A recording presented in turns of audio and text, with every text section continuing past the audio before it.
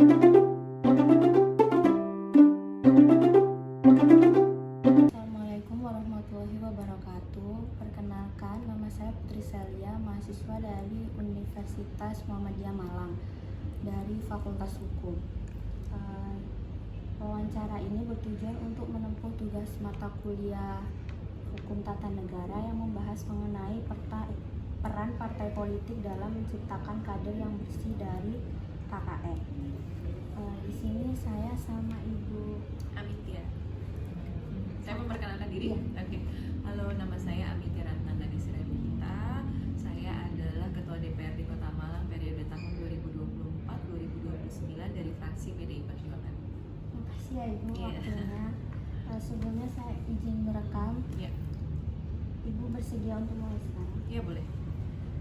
Sebagai Ketua anggota DPRD nih Bu, bagaimana Ibu melihat peran partai politik dalam membangun demokrasi yang bersih dari KKN? Iya, saya kira peran partai politik itu sangat krusial ya, karena bagaimanapun kami sebagai petugas dari partai atau perwakilan dari masyarakat yang banyak sekali ditempa dan diberi edukasi serta kaderisasi oleh partai. Jadi kami kan memang berangkatnya dari partai, sehingga partai ini merupakan sebuah organisasi yang sangat penting, yang mana kalau yang saya tahu sepanjang saya menjadi kader atau anggota dari PDI Perjuangan, PDI Perjuangan selalu memberikan banyak sekali peningkatan kapasitas untuk para kader dan anggotanya, terlebih yang sekarang ini ditempatkan di jabatan-jabatan strategis seperti di DPRD, kemudian yang menjadi Kada-Wakada atau kepala daerah dan wakil kepala daerah, itu selalu mendapatkan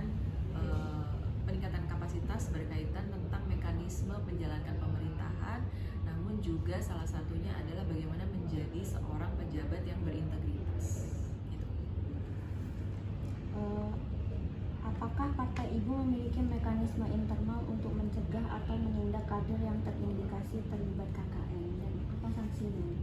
Jadi yang pasti, yang pertama yang akan dilakukan oleh partai adalah ketika memang seorang kader atau anggota dari partai yang ditempatkan di jabatan-jabatan strategis yang saya sampaikan tadi, kemudian terindikasi bahkan sudah sampai ke ranah hukum gitu ya, udah ada prosesnya. PDI Perjuangan selalu melakukan mekanisme yang sama, jadi melakukan mekanisme yang sama tetapi di dalam badan internal partai kami sendiri. Jadi juga ada penyelidikan dari dari pihak badan kehormatan partai gitu ya. Nah, itu yang akan kemudian menyelidiki sejauh apa penyelewengan kekuasaan yang dilakukan oleh anggota atau kader tersebut gitu. Nah, step by stepnya saya kira hampir sama ya dengan apa yang ditempuh hukum, hanya saja ini dengan berdasar pada tentu saja Undang-Undang 1945, Pancasila, dan juga ADART partai seperti itu. Harapan dan pesan Ibu terhadap generasi muda dalam melanjutkan perjuangan politik yang bersih dan bermartabat tangga?